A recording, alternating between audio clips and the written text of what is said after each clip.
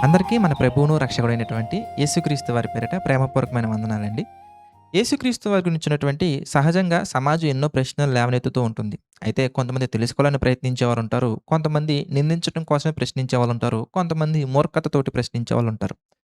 ఏదేమైనప్పటికీ ఒక ప్రశ్న క్రైస్తవ సమాజానికి కూడా తెలియాల్సినటువంటి అవసరత ఉంది. అదేంటంటే యేసుక్రీస్తు వారు నిజంగా దేవుడైతే తనను తాను ఎందుకు కాపాడుకోలేకపోయారు? ఆయన సిలువ మీద ఎందుకు మరణించాల్సినటువంటి అవసరత ఏర్పడింది? రోమన్ గవర్నమెంట్ వారు కావచ్చు, అలాగే ఆ కాలంలో ఉన్నటువంటి యూదులు, ప్రధాన యాజకులు వీరందరూ కలిసి మరి కుట్రలు పన్ని యేసుక్రీస్తు వారిని చంపజూసినప్పుడు ఆయన ఎందుకు తప్పించుకోలేకపోయారు? ఆయన ఎందుకు తనను తాను కాపాడుకోలేకపోయారు? అలాగే మరొక ప్రశ్న కూడా మనం ఆలోచించినట్లయితే ఇశ్రాయేలీయులందరూ గూడా మరి దేవుడు ఇశ్రాయేలు దేశంలోనే యేసుక్రీస్తు వారు పుట్టారు గదా! మరి అక్కడే యేసుక్రీస్తు వారిని ఎందుకు ఎక్కువ మంది నిరాకరించారు అనే ప్రశ్న ఇలాంటి ఎన్నో ప్రశ్నలొస్తా ఉంటాయి. ప్రియులారా, వాటన్నిటి గురించి కాదులే గాని ఈరోజు ఒక ప్రశ్న గురించి మనం ఆలోచిద్దాం. అదేంటంటే యేసుక్రీస్తు వారు సిలువలో తనను తాను ఎందుకు కాపాడుకోలేకపోయారు? దీని గురించి మనం ఆలోచించినట్లయితే యేసుక్రీస్తు వారి గురించి వాక్యం ఏం చెప్తుంది? బైబిల్ ఏం చెప్తుందో మనం గమనించినట్లయితే బైబిల్‌లో కొన్ని సందర్భాలు మనం ఆలోచించాం అనుకోండి. యేసుక్రీస్తు వారు నోటి మాటతోటే కుష్ఠరోగం కలిగినటువంటి వ్యక్తిని నయం చేశారు. నోటి మాటతోటే పక్షవాయువు గలవానిని స్వస్థపరిచారు. నోటి మాటతోటే దెయ్యాలను వెళ్ళగొట్టారు.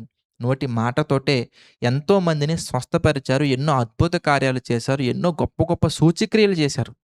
అంతేకాకుండా చనిపోయినటువంటి వ్యక్తిని కూడా ఒక్క మాటతోటే ఆయన బ్రతికించిన సందర్భాలు మనకు కనబడతా ఉంటాయి. అక్కడ దాకా ఎందుకండి, ఆదికాండం నుండి ప్రకటన గ్రంథం వరకు మనం ఆలోచించినట్లయితే యేసుక్రీస్తు వారు నోటి మాటతోటే సృష్టిని చేయటం, ఈ సృష్టికర్త, అలాగే ఈ సృష్టిని ఆపరేట్ చేయటం ఎంతో గొప్ప శక్తి కలిగినటువంటి వ్యక్తిగా మనకు కనపడతారు. లాస్ట్ ఎపిసోడ్‌లో కూడా మనం చక్కగా యేసుక్రీస్తు వారి శక్తి గురించి మనం ఆలోచించాం.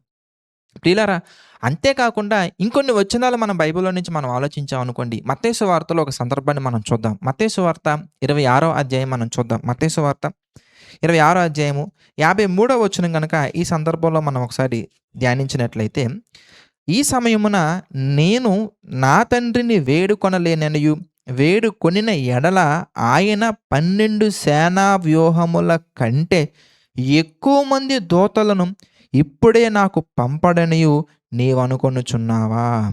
అలాగే అక్కడ ఫుట్ నోట్‌లో ఒకటి నంబర్ ఉంది మనకి కింద చూస్తే, వ్యూహం ఒకటింటికి 6000 యోధులు. ప్రియులారా, యేసుక్రీస్తు వారు ఒక మాట మాట్లాడితే చాలండి. తండ్రిని వేడుకుంటే చాలండి. 6000 ఒక వ్యూహానికి. అలాంటి ఎన్నో వ్యూహాలు రావనుకుంటున్నావా అనే ప్రశ్న వేస్తున్నారండి. మరి అంత శక్తి కలిగినటువంటి దేవుడు, నోటి మాటతోటే అన్ని గొప్ప కార్యాలు చేసినటువంటి దేవుడు ఎందుకు తగ్గారు అనేది మినిమమ్ కామన్ సెన్స్ ఉన్న ఎవరైనా ఆలోచిస్తారండి. నోటికొచ్చినట్టు ఎవరు మాట్లాడరు. ఏవండీ? ఇంత గొప్ప పవర్‌ఫుల్ గాడ్, ఇన్ని గొప్ప కార్యాలు చేసినటువంటి యేసుక్రీస్తు వారు నోటి మాటతోటి దాని కొరకు ట్రైనింగులు తీసుకోలేదు, బీటెక్‌లు చేయలేదు, ఎంటెక్‌లు చేయలేదు, డిగ్రీలు చేయలేదు, ఏమీ చేయలేదండి. తనకున్న శక్తి ఎంత గొప్పదయ్యా అంటే నోటి మాటతోటి సమస్తము చేయగలిగినటువంటి దేవుడు మరి ఇక్కడెందుకు మౌనంగా ఉన్నారు అని మనం ఆలోచించి వాక్యాన్ని అడగాలి గాని, బైబిల్‌ని అడగాలి గాని, నోటికొచ్చినట్టుగా మనం మాట్లాడడం అనేది వాక్యానుసారం కాదు ప్రియులారా. మరి ఏంటి సమాధానం ఏంటి అని మనం ఆలోచిస్తే, ఇంత గొప్ప శక్తిమంతుడు, ప్రపంచాలను క్రియేట్ చేసినటువంటి శక్తిమంతుడు, ప్రపంచంలో ప్రతి ఒక్క దానిని ఆపరేట్ చేసే శక్తిమంతుడు, గొప్ప బలము కలిగినటువంటి దేవుడు ఇక్కడెందుకు మౌనంగా ఉన్నారు? మత్తయి సువార్త మనం చూస్తేనండి 20వ అధ్యాయం మనం చూద్దాం. మత్తయి సువార్త 20వ అధ్యాయం మనం గమనించినట్లయితే 28వ వచనంలో మనకు కనబడుతుంది. మత్తయి సువార్త 28 మనం చూస్తే, "అలాగే మనుష్య కుమారుడు పరిచారము చేయించుకొనుటకు రాలేదు. తన శక్తి నిరూపించుకొనుటకు రాలేదు. నేను ఏదైనా చేసేస్తా. మీరు నా మీద కుట్ర పన్నారనుకో వెంటనే కనిపెట్టేస్తా" అని వాగ్వాదాలు పెట్టుకోవడం కోసం రాలేదు. వివాదాలు పెట్టుకోవడం కోసం రాలేదు. నీది తప్పు, నువ్వు తప్పు, నువ్వు చావాలి, నువ్వు చావాలి, నువ్వు చావాలని తీర్పు తీర్చడం కొరకు యేసుక్రీస్తు వారు రాలేదు. పరిచారము చేయించుకున్నట్టుకు రాలేదు. కానీ చదవండి 28వ వచనం మనం చూస్తే, అందుకు ఆయన మాట్లాడుతున్నటువంటి మాట, "మనుష్య కుమారుడు పరిచారము చేయించుకొనుటకు రాలేదు కానీ పరిచారము చేయుటకును అనేకులకు ప్రతిగా విమోచన క్రయధనముగా తన ప్రాణమిచ్చుటకు వచ్చెనని." యేసుప్రభువారు అంటారండి, "నా ప్రాణము ఎవ్వడు తీయలేడు. నాకు నేనుగా, నాకు నేనుగా ప్రేమతో దాన్ని ఇస్తున్నానని చెప్తున్నారు తప్ప, ఈళ్ళేదో కుట్ర పన్నారు కాబట్టి చంపేసామని ఆళ్ళు ఫీల్ అవుతున్నారు. అది యేసుక్రీస్తు వారు ప్రణాళికలో ఉంది గనక, ఆయన శక్తి లేక చనిపోలేదండి.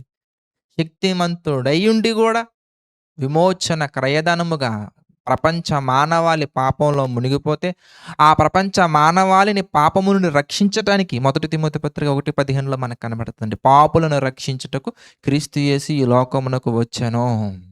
అది సబ్జెక్ట్. అంటే ఆయన వచ్చిన పర్పసెస్‌లో చాలా పర్పసెస్ ఉన్నాయి. అందులో ఒకానొక పర్పస్ ఏంటయ్యంటే, తన ప్రాణాన్ని ఇచ్చి, తన రక్తాన్ని ఇచ్చి, ప్రపంచ మానవాళిని పాపము నుండి రక్షించే ప్రణాళిక ఉంది కనుక, ఆయన తన ప్రాణాన్ని పెట్టారు. అది ప్రాణాన్ని తీశారనే మాట అది అబద్ధం అండి. ప్రాణాన్ని తీశారనే మాట అబద్ధం అండి.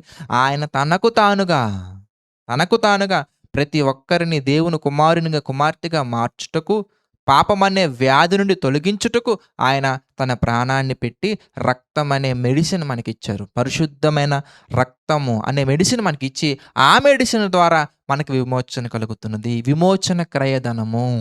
యోహాను సువార్త మనం చూస్తే మూడో అధ్యాయం మనం చూద్దాం. యోహాను సువార్త మూడో అధ్యాయం మనం చూస్తే 17వ వచనం ఈ సందర్భంలో ఒకసారి మనం ధ్యానిద్దాం. యోహాను సువార్త మూడో అధ్యాయం 17వ వచనం మనం చూస్తే, లోకము తన కుమారుని ద్వారా రక్షణ పొందుటకే గాని లోకానికి తీర్పు తీర్చుటకు దేవుడు ఆయనను పంపలేదు. ఎంత బాగుంది చూసారా?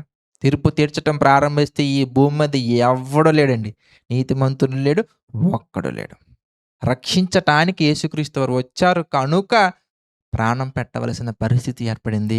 అంతేగాని నన్నెవరు పట్టుకుంటారో చూద్దామని దొంగ పోలీస్ ఆడటం కోసం రాలేదాయన. కళ్ళకి గంతలు కట్టేది గేమ్ ఆడతారు చూసారా? ఆ గేమ్స్ ఆడటం కోసం రాలేదాయన. ఒక పర్పస్. ప్రపంచాన్ని పాపము నుండి విడిపించాలి. రెండో మరణం నుండి తప్పించాలి. ఇదండి వాక్యానుసారంగా ఆలోచిస్తే, మనసు పెట్టి వింటే చక్కగా మనకి బైబిల్‌లో అన్నిటికి సమాధానాలు మనకు కనపడతాయండి. కనుక క్రైస్తవులారా, దేవుని పిల్లలారా, మీరు కన్‌ఫ్యూజ్ అవ్వకండి. లేదంటే గనక గాబరా పడిపోకండి. ప్రతి దానికి కూడా బైబిల్‌లో సమాధానం మనకు కనబడుతుంది.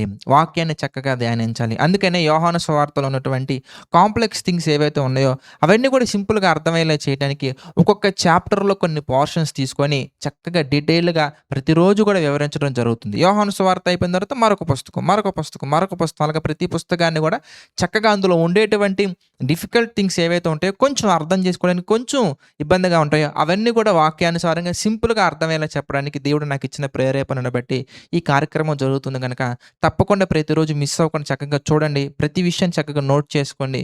చక్కగా మీ బంధువులకి, స్నేహితులకి షేర్ చేయండి. అలాగే మీరు కూడా సువార్త ప్రకటించడానికి చక్కగా ఉపయోగపడే అంశాలు మనం మాట్లాడుకోవడం జరుగుతుంది.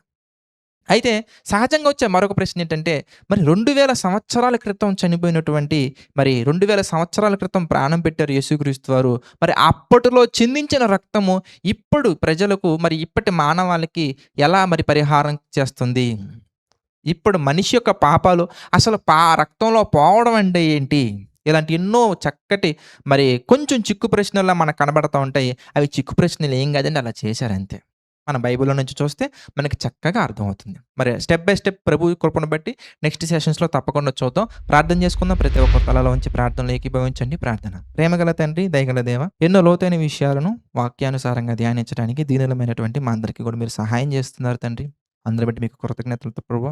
ఈ విషయాలను తండ్రి చూస్తూ అనేక మందికి షేర్ చేస్తున్నారు. వారిని కూడా జ్ఞాపకం చేసుకోండి. వారి కుటుంబాలను దీవించండి, ఆశీర్వదించండి తండ్రి. ప్రభువా, మరి ఆర్థిక, ఆరోగ్య, మానసిక సమస్యలలో ఎవరైతే కృంగి ఉన్నారో తండ్రి, కృంగి ఉన్న వారి హృదయాలను తండ్రి మీ చిత్త ప్రకారంగా బలపరచండి. మీ కృపలో తండ్రి స్థిరమైన మనస్సును దయతో అనుగ్రహించండి. దేవా, ప్రతిదీ కూడా మీ యొక్క ఆలోచన చొప్పున జరిగించండి. తండ్రి, ఈ యొక్క పరిచర్యలో అవసరతగా ఉన్నటువంటి ప్రతి ఒక్క దానిని జ్ఞాపకం చేసుకొని మీ చిత్త ప్రకారంగా తీర్చండి.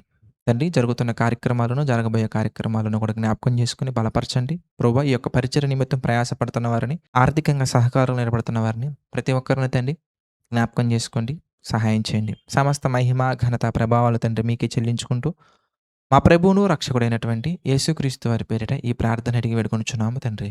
ఆమేన్.